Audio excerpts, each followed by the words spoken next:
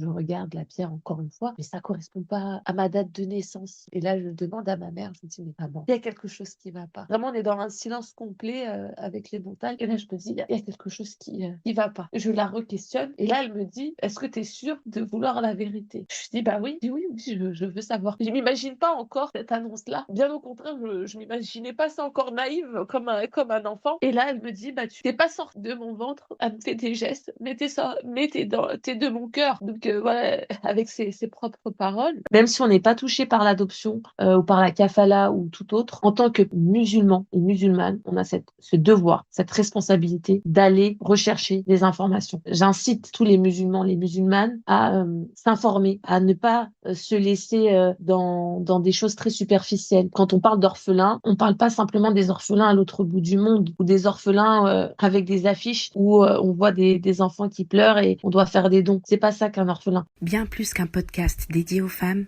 Nissa Podcast, c'est ton podcast. Des histoires de vie, des témoignages, des interventions, des cœurs éprouvés, des conseils aussi personnels que professionnels. Et bien plus encore, ici, 2 sœurs prêtes à t'écouter sans aucune contrepartie.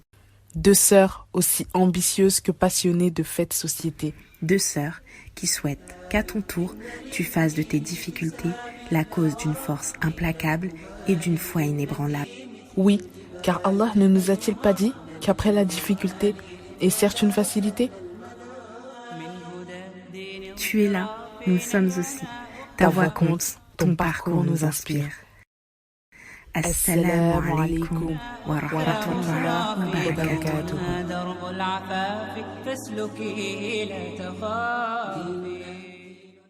Assalamu alaikum les filles, on espère que vous allez bien. Alors aujourd'hui c'est moi Mama qui prend le relais pour faire un autre podcast avec une sœur qui est venue nous voir et qui nous a fait part de son histoire qui, je dois l'avouer, nous a beaucoup touchés. C'est un sujet dont on parle peu. Sophie, aujourd'hui nous te recevons, enfin je te reçois plutôt, et aujourd'hui nous allons parler de ton histoire, de ton adoption. Comment tu vas Sophie aujourd'hui? Salam alaikum. Bah, je te remercie. Bah, écoute, aujourd'hui, ça va. Un peu stressée, comme on l'a dit, mais effectivement, c'est un sujet qui est très important pour moi, qui fait partie de moi, qui aujourd'hui est un sujet, comme tu l'as si bien dit, très peu abordé, et surtout dans la communauté musulmane, qui est abordé, mais très superficiellement. Et pour moi, l'objectif d'être venue te voir, c'était vraiment de partager un message, partager mon histoire, mais pas que mon histoire, c'est vraiment partager un plus grand message que mon histoire et qu'on puisse aborder ce sujet de manière plus approfondie, que chacun et chacune soit responsable de ce qu'il va entendre aujourd'hui et qu'il puisse après pouvoir faire des recherches, pouvoir s'y intéresser. Et surtout, c'est un message qui permet de briser ce silence, de briser les tabous. Tout à fait. Bon, déjà, ne sois pas stressée, Sophie, hein. Je vais te mettre à l'aise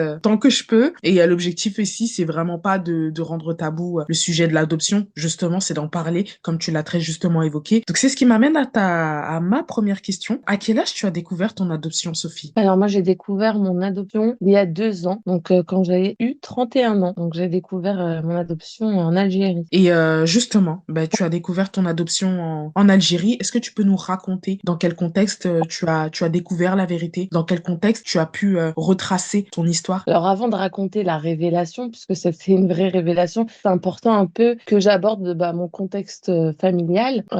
Moi, j'ai grandi en France, donc dans la région parisienne, avec une mère algérienne et un père français, et un frère qui est en situation de handicap. J'ai grandi malheureusement sans la présence de mon père qui était français, qu'il repose en paix, puisqu'il est décédé quand j'avais 5 ans. Donc j'ai grandi vraiment dans une famille monoparentale avec le rôle que ma mère a joué en tant que mère et en tant que père. Moi, à ma naissance, j'ai toujours su que j'étais née en Algérie, à Constantine plus précisément, mais cette histoire qu'on m'avait racontée, c'était l'histoire de ma naissance là-bas par le biais en fait du décès du fils de ma mère. Donc ma mère a eu un premier mariage avec lequel elle a eu un enfant. Quand elle est venue en France, cet enfant malheureusement est décédé à l'âge de 16 ans. Donc ça a chamboulé toute sa vie et ça a chamboulé la mienne. C'est pour ça que j'en parle. C'est pas forcément évident. J'en parle de manière superficielle parce que c'est pas l'objet, mais en tout cas ça a été un tournant dans sa vie à elle, qui a eu un tournant dans la mienne. Donc forcément, elle a perdu son fils à l'âge de 16 ans et elle est partie l'enterrer en Algérie. D'où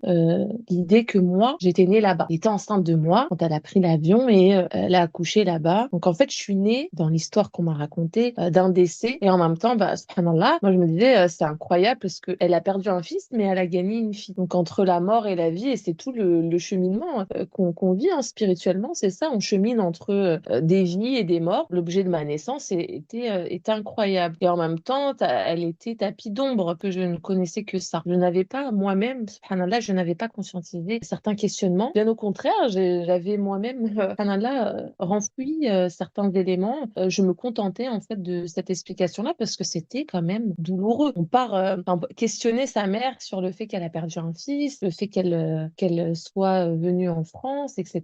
Enfin, pour moi, c'était compliqué d'aborder ces notions-là avec elle. Finalement, je me suis murée également dans un silence en acceptant cette histoire-là qui était la mienne, c'est-à-dire être née d'une mort. Donc déjà, c'est une charge, c'est un fardeau, mine de rien, que j'ai conscientisé bien plus tard en étant adulte, mais que j'avais quand même pris sur mes épaules. Donc ça, c'était important de pouvoir aborder le contexte de ma naissance présumée. Enfin, là, j'avais jamais questionné plus que ça, en tout cas. Au fil des années, j'avais un fossé entre mon prénom, parce que mon père, en fait, français, m'a légué un prénom et un nom de famille français. J'avais aussi cet ancrage-là, entre guillemets, cette double identité, ou ce double fardeau, parce que mon enfance a été beaucoup malmenée de questionnements entre le fait que j'ai un prénom français et un nom français, sans pouvoir finalement, entre guillemets, en profiter, ni en prendre soin, parce que j'ai beaucoup été honteuse de mon prénom Sophie et de mon nom de famille hein, que je dis avec aujourd'hui beaucoup de fierté, donc Sophie Rousselin, qui pour moi voilà est une fierté aujourd'hui. J'ai eu du mal avec durant l'enfance et en même temps avec mes racines algériennes que je ne connaissais pas. Enfin, ma mère me parlait pas d'Algérie, je parlais pas arabe. Pourtant j'ai une tête, on me dit souvent que j'avais une tête un peu d'arabe entre guillemets, mais j'arrivais pas à me rattacher ni à ma culture française ni à ma culture algérienne. Donc j'étais prisonnière d'une double identité. Je n'avais ni d'appartenance. Et quand on est enfant, l'appartenance est très très importante. Que ma mère m'avait coupé de mes racines algériennes pour, entre guillemets, me protéger. Hein, je mets bien des guillemets. Et en même temps, j'ai ce prénom, Sophie, et j'ai un deuxième prénom. Mon deuxième prénom, c'est Lamia. Donc, j'ai Sophie, Lamia, Rousselin. Lamia que je n'utilise jamais. Ou pour moi non plus, c'était une incohérence. On m'avait jamais expliqué pourquoi le Lamia. On m'avait expliqué le Sophie. Le Sophie qui a été donné par mon père. Mais le Lamia, jamais. Donc moi, deux prénoms, un nom de famille, aucune attache. Et je grandis avec ça, avec ces ombres. Et je me façonne mon identité. Et subhanallah, en grandissant, je m'oriente vers des métiers, en tout cas en lien avec les sciences humaines. Je m'oriente vers la psychologie, sans me rendre compte que dans mon parcours, la psychologie, en fait, va devenir capitale pour ma part, sans forcément être conscient de tous ces mécanismes qui s'opèrent en moi. Et pourtant, la révélation à l'âge adulte s'est faite. Je pars en Algérie à l'âge adulte, à 31 ans, dans un objectif qui est d'une festivité. C'était le mariage de ma cousine. Forcément, je voyais que ma mère était beaucoup angoissée. Et en même temps, moi, j'étais prête. Subhanallah, j'étais prête à connaître un peu mes origines, son histoire, puisque moi-même travaille avec des adolescents autour de leur identité, de la culture, des discriminations. Moi qui travaille ça avec d'autres, et moi-même, je ne travaille pas ça sur ma propre personne. Je me suis dit, écoute, Sophie, c'est le moment. Donc, à chaque fois, je disais à ma mère, ça va être le moment, en même temps, de partir à l'aventure, de connaître qui je suis, de visiter les tombes. Pour moi, c'était important parce que, comme je te l'ai dit, ma naissance, c'était aussi la mort de son fils. Donc, voilà, d'aller remuer un petit peu ce passé qui était très trouble et très sinueux pour ma mère, puisqu'elle s'est tapie dans le silence sur son histoire et sur la mienne. Cependant, je sentais qu'il y avait un gros malaise. Il y avait beaucoup de malaise. Je sentais qu'elle voulait pas partir en Algérie. Mais finalement, Allah a décidé autrement. On est parti en Algérie. Et pour ma part, aller renouer avec ma culture. Donc, on avait visité les tombes de son père et de sa mère. Puis un autre jour, c'était le 15 octobre 2022, on est parti visiter la tombe de son fils. Donc là, c'est là où tout commence. Nous, on est situé dans les montagnes. Donc à Khenchela, on était sous un soleil incroyable, il faisait beau, il y avait l'appel à la nature, moi qui aime la nature, où je me sens tellement bien là-bas. Et les tombes là-bas, c'est pas comme en France, vraiment, ça a l'air libre, c'est dans les montagnes. Mon fils était enterré dans les montagnes, donc c'est vraiment un cadre incroyable, hors du temps, hors des êtres humains. vraiment très naturel.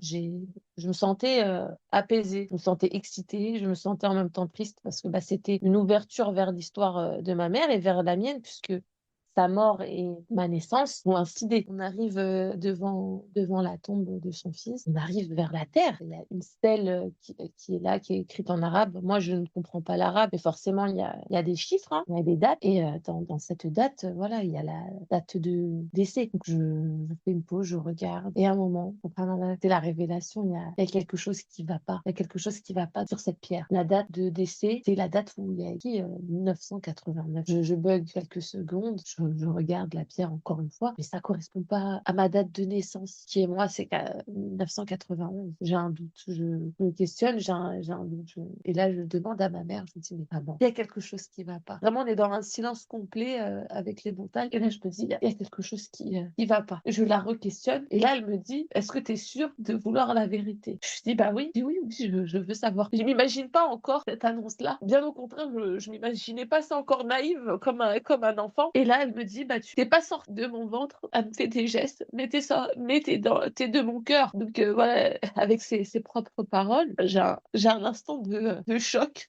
Je- J'y crois pas et en même temps j'y crois. Je sens en moi un soulagement. Subhanallah, je me sens bien et en même temps j'ai une forte tristesse, mais subhanallah, je me sens bien. Je sens à ce moment-là que je suis alignée avec qui je suis. Je connais pas les raisons, je connais pas le contexte, je ne sais pas ce qui se joue et subhanallah, je me sens reconnaissante envers Allah. Vraiment tout de suite, il y a la reconnaissance envers Allah parce que je me dis finalement Allah choisit le moment qu'il me fallait. C'était le bon moment. C'était le moment où je suis dans la nature, le moment où il y a personne, il y a que nous. Et c'était pas un moment pour elle.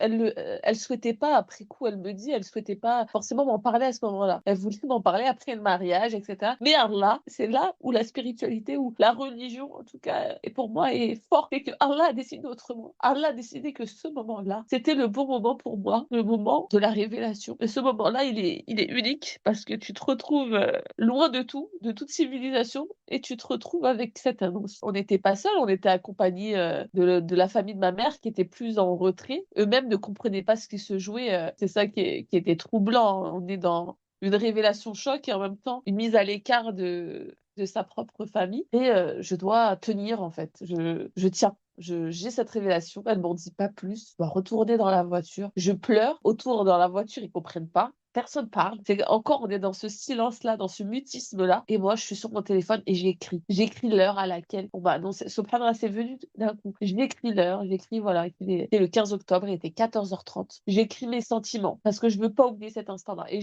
j'écris aussi la gratitude que j'ai envers Allah, qui m'a permis, en fait, de tenir, qui m'a donné cette révélation-là et je le remercie. Et je me dis, quand Allah dit c'est lui qui est en premier, au-dessus de ton père, de ta mère, de tes propres enfants, j'ai compris. Je me dis, bah, en fait, je suis plus seule. Subhanallah, alors qu'on l'entend ce rappel, on l'entend. Et je me dis, on n'appartient qu'à Allah. C'est lui le maître de tout, c'est lui l'omniscient, l'omnipotent, c'est lui qui ne dort jamais, c'est lui le très miséricordieux. Tous ces noms, en fait, font vraiment sens au plus profond de mon être, au plus profond de mon cœur. Le fait que c'est lui qui est au-dessus de tout. J'ai compris, en fait, que mon identité, j'avais plusieurs identités, que ces identités-là ont été volées, hein, ont été cachées, ont été trahies, mais l'identité d'être musulmane, c'était un choc. C'est pour moi, je me suis dit, ça passe au-dessus de tout. Et là, je me suis sentie vraiment en paix avec moi-même en me disant que mon identité religieuse, le fait d'être musulmane, prévaut au-dessus de toutes les autres identités. Et quand on a ça comme conviction, il faut faire confiance en Allah malgré les épreuves. Je ne dis pas que c'est facile tous les jours, mais ça m'a permis en tout cas de tenir. Sophie, on sent, hein, on sent vraiment l'émotion dans ce que tu dis et je t'avoue que de toute façon, en t'écoutant, je ne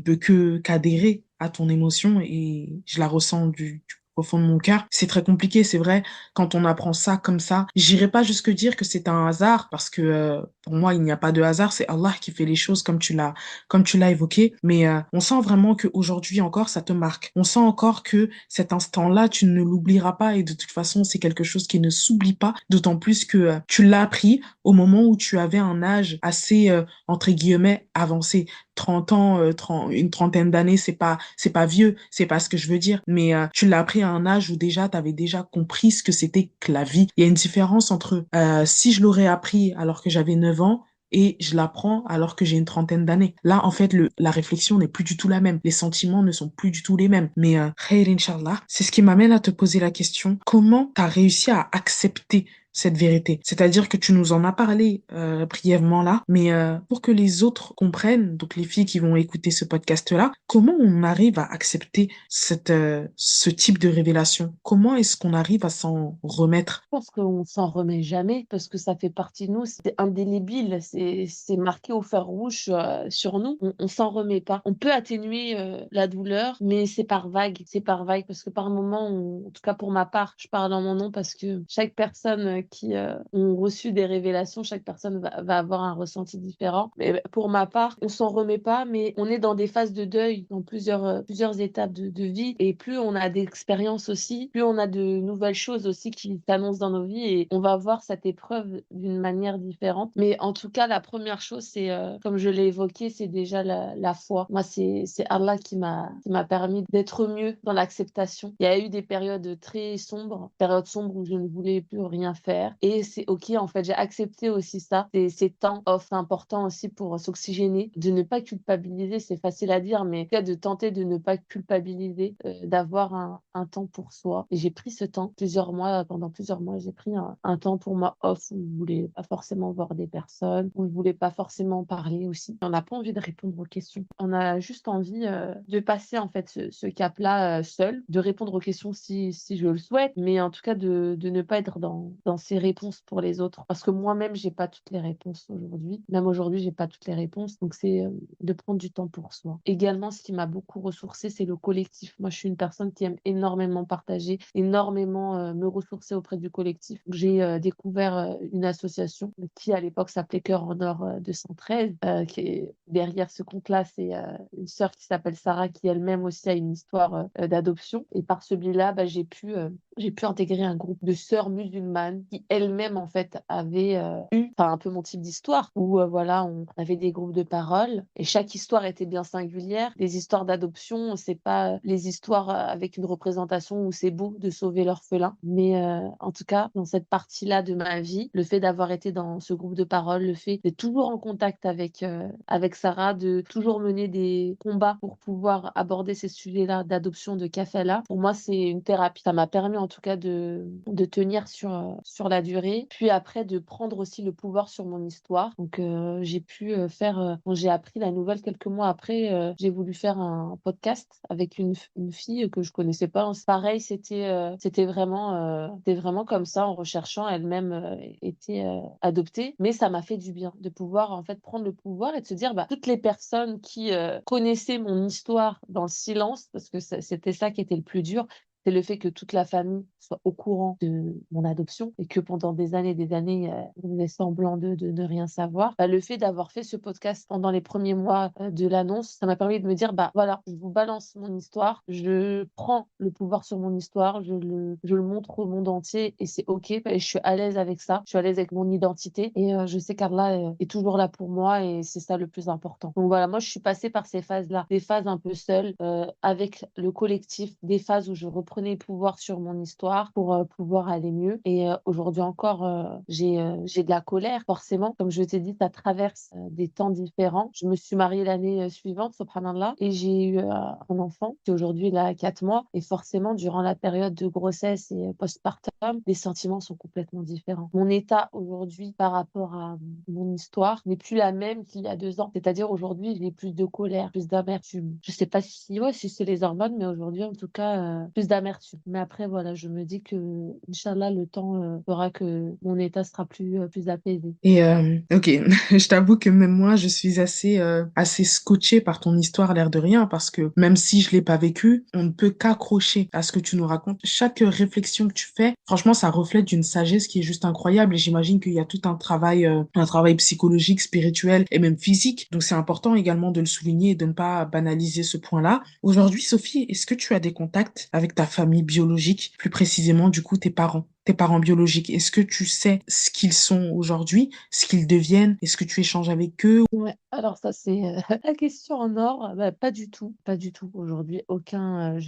en fait, il me manque tellement d'éléments et c'est là où, Inch'Allah, il faut sensibiliser les personnes qui souhaitent adopter. Et on parle de kafala, Inch'Allah, on en reparlera, mais aujourd'hui, pas du tout. Déjà, avec le peu d'informations que j'ai et le peu de documents que j'ai, en fait, moi, les seuls documents aujourd'hui que j'ai, c'est un passeport algérien quand j'étais promise à l'adoption, puisqu'il fallait bien sortir de Constantine. J'ai retracé avec, j'ai quoi, 2 feuilles de mon histoire et un passeport où j'ai tenté de retracer ça. J'ai fait il y a pas très longtemps, il y a 3 mois, je crois, de cela. Pourtant, ça faisait 2 ans que j'ai appris la nouvelle, mais avec le peu de papier, je sais que je suis née le 30 septembre 91. J'ai mis un point d'interrogation. Est-ce que c'est vrai ou pas? Je ne sais pas. J'ai un prénom qui s'appelle Lamia. Donc, c'est là aussi pour faire lien avec ce que j'ai dit en amont. Lamia, en fait, c'était le prénom que j'ai eu à l'orphelinat de Constantine. Je ne sais pas si c'est le prénom que ma mère biologique m'a donné, mais en tout cas, ils ont gardé Lamia. Sophie Lamia. Le Lamia est gardé. J'ai un autre nom de famille sur le passeport qui n'est pas le nom de famille Rousselin, mais qui a un autre. Donc,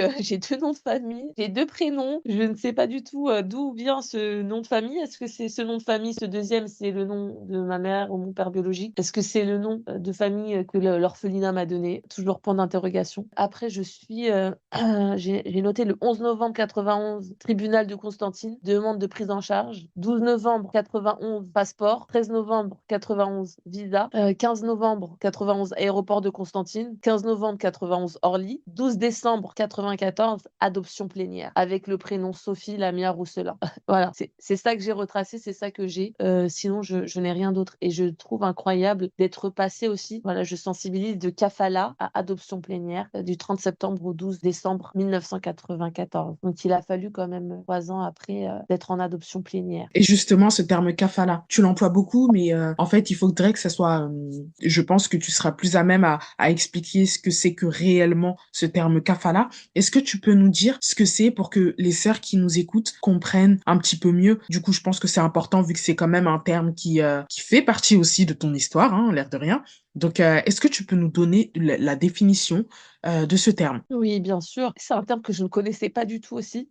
Avant de m'y plonger, je ne savais rien du tout déjà de ce que c'était l'adoption plénière, de ce que c'était la kafala. En fait, le kafala, c'est un système de tutelle et de recueil de l'enfant dans le droit coranique en fait en islam. Donc c'est régi en fait. C'est pour ça, dans le Maghreb, on parle de kafala et pas d'adoption. C'est pas une adoption classique ou une adoption plénière, puisqu'en fait l'enfant garde sa filiation. L'enfant, quand il est accueilli par une personne qui souhaite le prendre en charge, il va garder sa filiation. Justement, il est accueilli.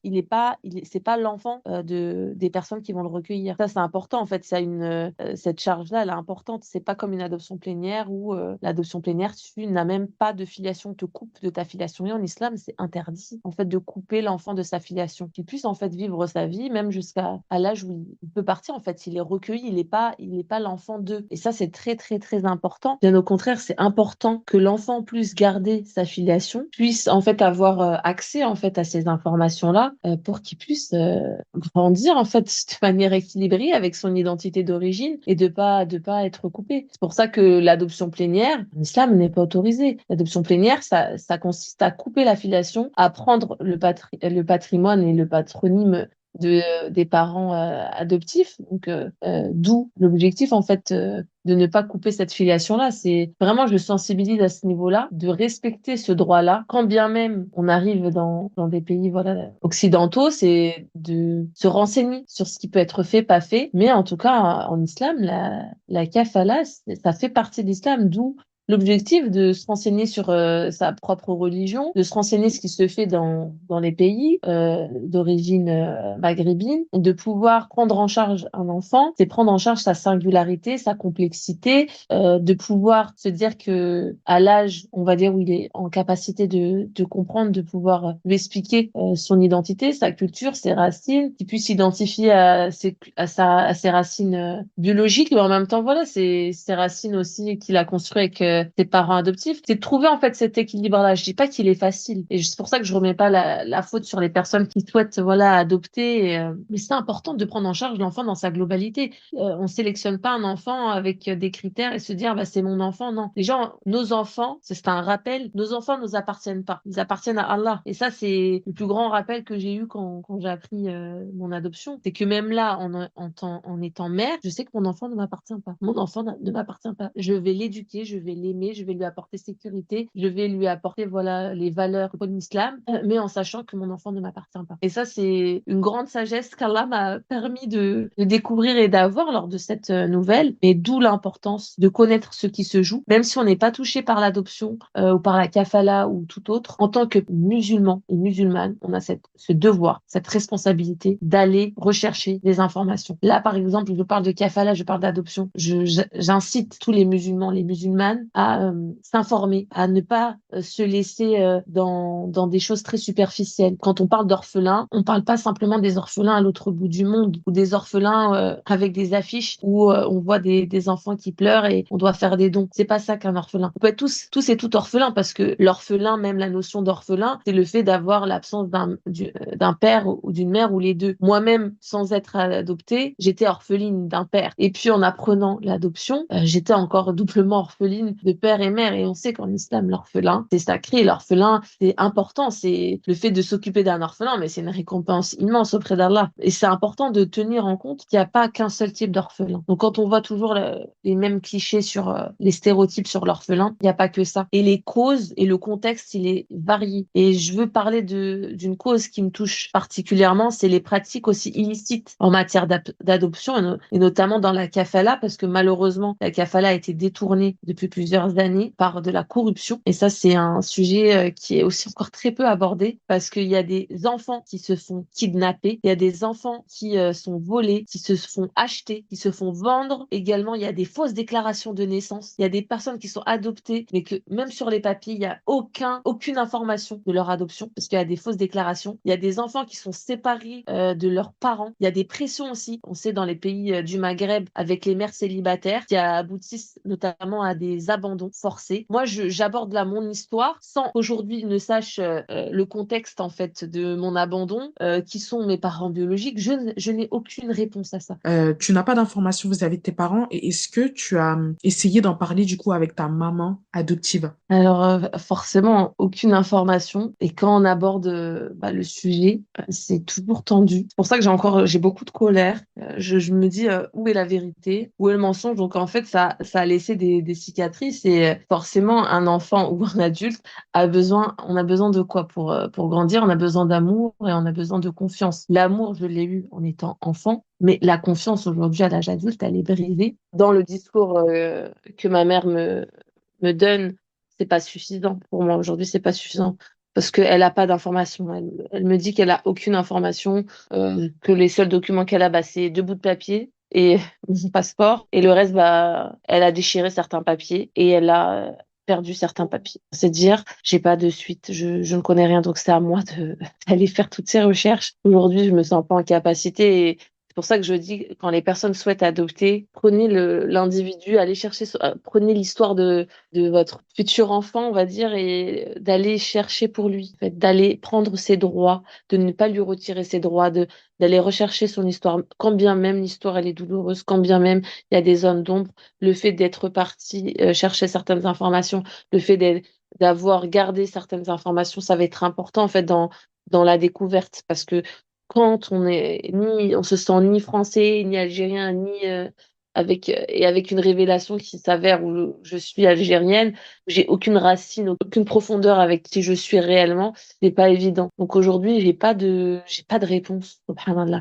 Et je me dis, j'accepte. Je suis en colère, j'ai de la frustration, mais j'accepte parce que Allah, en fait, a voulu ainsi que je ne puisse pas savoir, parce que je ne sais pas, vu les contextes à l'époque en 91, en plus en Algérie, c'était le début en fait des années noires, où guerre civile, où c'était compliqué, où j'imagine la pauvreté, j'imagine également beaucoup d'enfants étaient abandonnés dans les années 91, 90. Forcément, en fait, c'était une zone assez difficile en Algérie. C'est moi, je suis partie rechercher l'histoire dans les années en 91, 92 en Algérie, donc ça m'a permis de comprendre un peu le contexte actuel. Il y en a beaucoup, hein, à l'époque, on sait, hein, il y a des violences faites aux femmes, il y a peut-être des mariages illégitimes. Moi, j'ai beaucoup de points d'interrogation. En même temps, je me dis, si je ne sais pas, c'est qu'il y a une raison. Je prends le temps qu'il faut pour découvrir ou non mon histoire et l'histoire de mes parents biologiques. Je me rappelle que j'avais fait un test ADN au début, où bah, il s'avérait que j'étais à plus de 70% algérienne, etc. Ça m'avait fait bien rire. Il n'y avait pas plus, hein, il n'y avait pas de correspondance. Mais en tout cas, je ne me mets pas la pression sur qui sont mes parents biologiques. Je sais qu'on me pose souvent la question aux personnes adoptées, est-ce que tu as fait des recherches? Est-ce que tu connais tes parents biologiques? J'entends, hein, c'est une curiosité, c'est normal, c'est humain, mais dites-vous bien qu'une personne qui est adoptée, sa première interrogation ne sera pas forcément d'aller rechercher ses parents biologiques. Et subhanallah, moi à l'époque, qui était célibataire, sans enfant, j'avais déjà des difficultés à aller rechercher, dans le sens où ça demande une force mentale plus que je n'avais pas. L'objectif, c'est de s'écouter, c'est d'y aller progressivement et à son rythme. Soit on souhaite faire des recherches à tout prix, soit on ne le souhaite pas et c'est OK. Voilà, je me cantonne pas à un seul moule. Chaque personne, en fait, elle va ressentir le besoin ou non d'y aller. On sait qu'aujourd'hui, je me contente de ce que j'ai, mais tout en abordant mon histoire avec ces zones d'ombre et en me disant que j'essaie déjà de retracer ce qui se joue en moi. Et pour moi, c'est déjà énorme. Surtout qu'aujourd'hui, bah, j'ai la responsabilité d'avoir un enfant, parce que c'est une responsabilité, de me dire qu'il doit être fier de ses origines, de ses racines, qu'il comprenne son identité, ses identités, que la religion va être importante pour lui. Voilà, moi, je souhaite que mon enfant soit un enfant pieux et un enfant vertueux. C'est tout ce que je souhaite aujourd'hui, et qu'il soit en bonne santé et qu'il puisse connaître qui je suis à travers mes réponses à moi et tout en étant voilà très honnête, très humble par rapport à qui je suis, parce que ça va être ça, moi, mon aventure à moi, ça va être le fait de pouvoir éduquer mon fils convenablement, que ça ne soit pas un fardeau pour lui.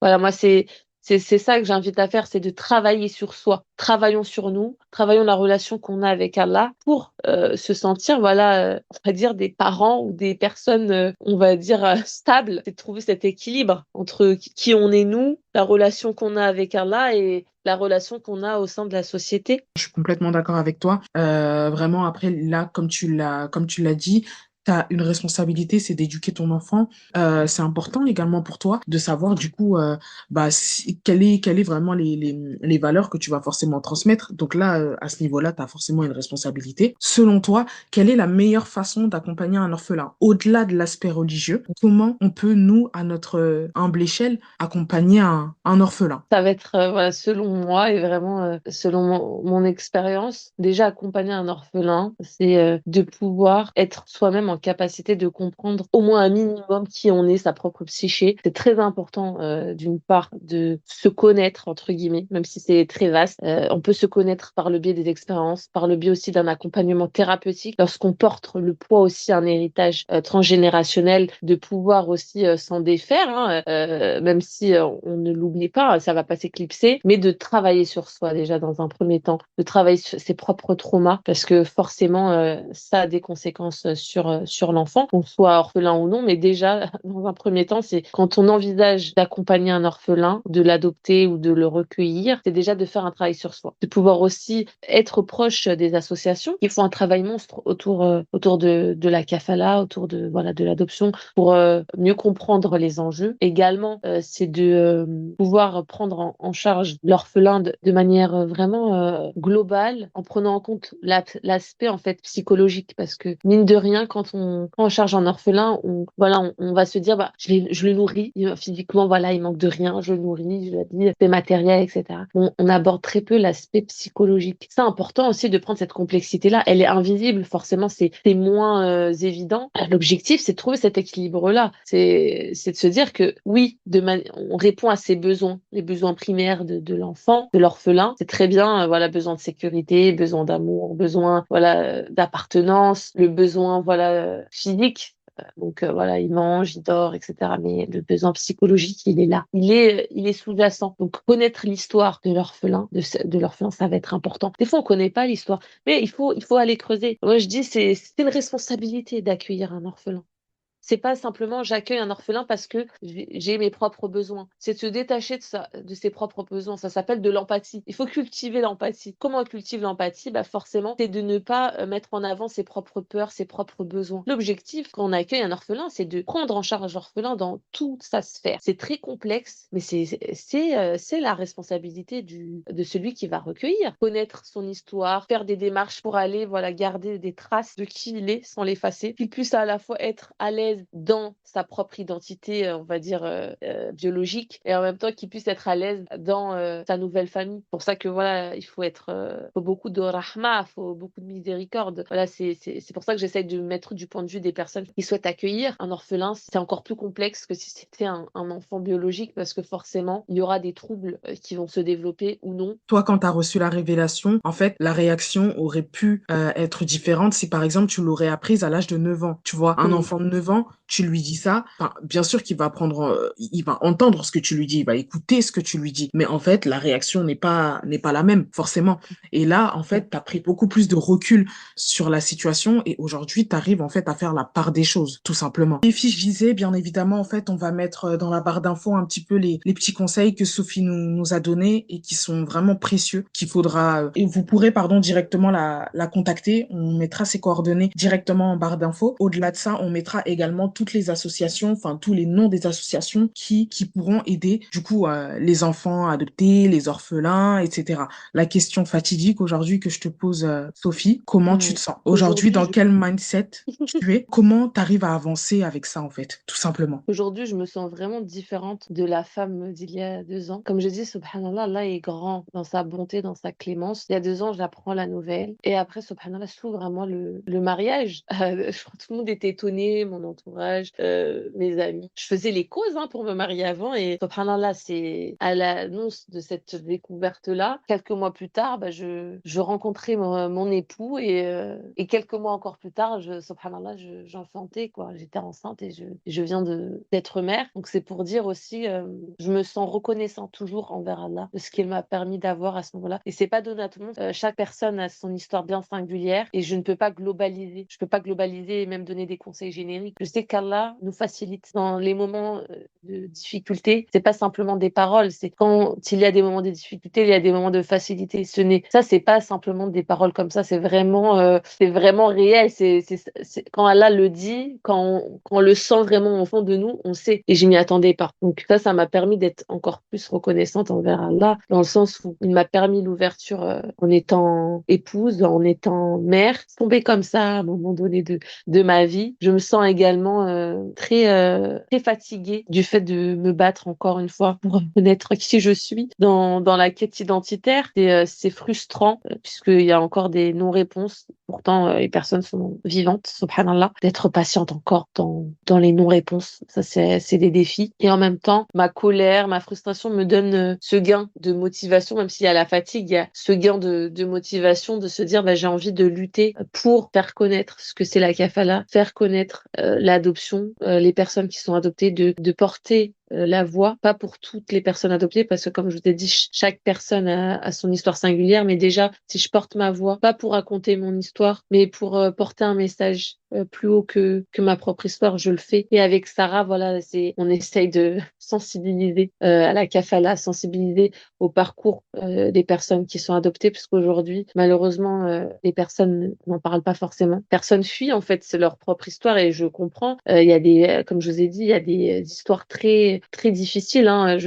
J'en vais pas comparer les souffrances, c'est pas le but, mais chaque histoire est tellement douloureuse, forcément, t'as pas envie de forcément la livrer aux autres. Donc, bah, les personnes ne parlent pas. Plus la communauté ne se saisit pas, en fait, de ce que c'est. On n'a qu'une vision de ce que c'est l'adoption, l'orphelin, etc. Et j'en veux pas aux personnes qui n'y connaissent rien parce que je n'y connaissais rien avant. Et l'objectif, c'est qu'on puisse être touché sans le vivre. Et si une personne qui ne le vit pas, mais puisse partager ce savoir-là, puisse se dire j'ai envie de m'y intéresser parce que ça pourra, peut-être ça les touche pas aujourd'hui, mais qui sait, ça ne va pas toucher leurs amis, leur famille, peut-être leurs propres enfants plus tard. On ne sait pas. Et l'objectif quand on est dans une communauté, c'est d'être soudé, d'aborder les sujets qui sont douloureux.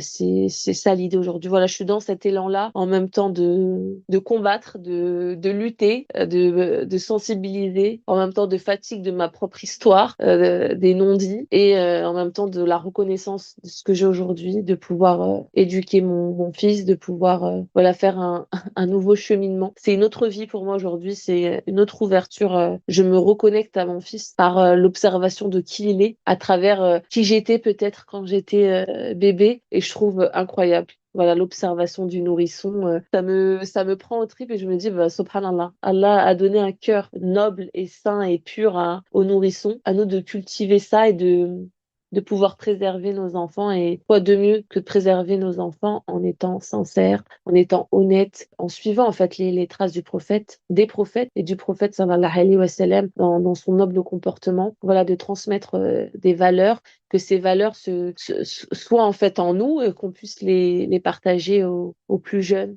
Subhanallah, subhanallah. Et comme tu l'as dit, du coup, ta patience, c'est ce qui va payer dans tous les cas. Et c'est vrai que c'est très fatigant de se dire que, et même psychologiquement, au-delà du physique, c'est fatigant psychologiquement de se dire bah, qu'en fait, il existe encore des non-dits autour de ton histoire et que tu as une lueur d'espoir, du coup, de te dire que il y a des personnes qui savent, mais qui préfèrent se taire. Allah jugera de toute façon, Sophie. Moi, c'est le conseil que j'ai à te donner et que patiente, juste patiente et patiente d'une belle patience. Subhanallah, si tu vois que Allah t'a déjà donné les clés, enfin, les grandes lignes, si je puis dire, de ton histoire, c'est déjà un bon début. Viendra un temps où peut-être, qui sait, tu seras au courant de la totalité de ton histoire. Mais à l'heure actuelle, si Allah, il décide de te préserver ou même de te cacher certains détails venant de ton histoire, il y a forcément une raison derrière. Et vraiment, c'est un test aussi, l'air de rien. C'est un test pour te prouver à toi-même, pour prouver aussi à ton entourage que tu sais patienter d'une belle patience, tu sais être agréable malgré la révélation que tu as eue et que ta priorité aujourd'hui c'est l'éducation de ton enfant et la responsabilité que tu as derrière. Sophie, je tenais vraiment à te remercier parce qu'encore une fois, on le dira jamais assez, mais chacune de vos histoires sont incroyablement belles et derrière vos histoires, on en apprend toujours. On en apprend toujours et subhanallah, même nous, là, tu vois, tu m'as vraiment scotché avec ton histoire et je compatis complètement avec toi. Et dans tous les cas, si tu as besoin de quoi que ce soit, tu pourras revenir vers nous. Les filles, je le répète, on mettra toutes les coordonnées de Sophie en barre d'infos pour celles qui souhaitent justement la contacter, pour celles qui souhaitent avoir des conseils, qui ont vécu la même chose et qui ne savent pas par où commencer. Sophie, elle sera là pour répondre à vos questions. Et bien évidemment, on mettra également les coordonnées de l'association dans laquelle Sophie est. Et Sophie intervient régulièrement. Je trouve que c'est très important aussi de donner un petit peu quelques clés aux personnes qui vivent la même chose que toi. Mille merci Sophie, vraiment. Et ça vient du cœur. Et les filles, on se retrouve du coup pour un prochain épisode, pour un autre podcast et pour un autre sujet. D'ici là, prenez soin de vous. Je te remercie énormément. Merci de m'avoir donné la parole. Merci d'avoir pris de ton temps, d'avoir pris ce temps aussi d'écoute. Merci d'être et d'exister en fait. Parce que je t'ai découvert, enfin, je vous ai découverte vraiment comme ça en me disant, bah, je vois que vous êtes des personnes qui laissent la parole aux sœurs, qui donnent la voix justement et qui osent parler de toutes choses sans tabou. Et ça fait du bien, se dire que dans la communauté, il y a des personnes comme vous, qu'Allah vous récompense pour laisser la parole aux femmes, laisser les histoires en fait se partager et être partagées. C'est une chose qui est vraiment belle et j'espère, Inch'Allah, que mon histoire fera écho à d'autres histoires et qu'on puisse tous ensemble partager nos propres histoires, nos propres expériences pour pouvoir en fait se dire que on n'est pas seul, on n'est pas isolé, on est une communauté et qu'on puisse s'entraider dans le bien pour chacun d'entre nous. Ben, merci à toi, Sophie. Le plaisir, il est amplement partagé. Et nous, on a hâte, en tout cas, d'avoir un petit peu une suite de ton histoire. Franchement, c'est une belle histoire. Et tu en feras quelque chose, j'en suis convaincue. Merci beaucoup, Sophie. Assalamu alaikum, les filles. Merci pour ce temps partagé avec nous. On espère que tu as passé un bon moment en notre compagnie. Si tu estimes que cet épisode peut être utile à une autre femme, on compte sur toi pour le lui partager. Tu peux également d'ailleurs noter cet épisode sur ta plateforme d'écoute préférée. Ta voix compte. Alors si tu souhaites nous partager une épreuve ou un bonheur qui a marqué ta vie, tu peux nous envoyer ton témoignage par mail ou bien pourquoi pas nous raconter ton histoire de vive voix dans un prochain épisode. Car oui, Nissa Podcast reste la voix des femmes qui s'écoutent et s'entraident. Cet épisode prend fin ici, mais notre relation, ma sœur, continue d'exister. Alors on reste à ton écoute comme toujours. Prends soin de toi et n'oublie surtout pas une chose. Allah est avec toi.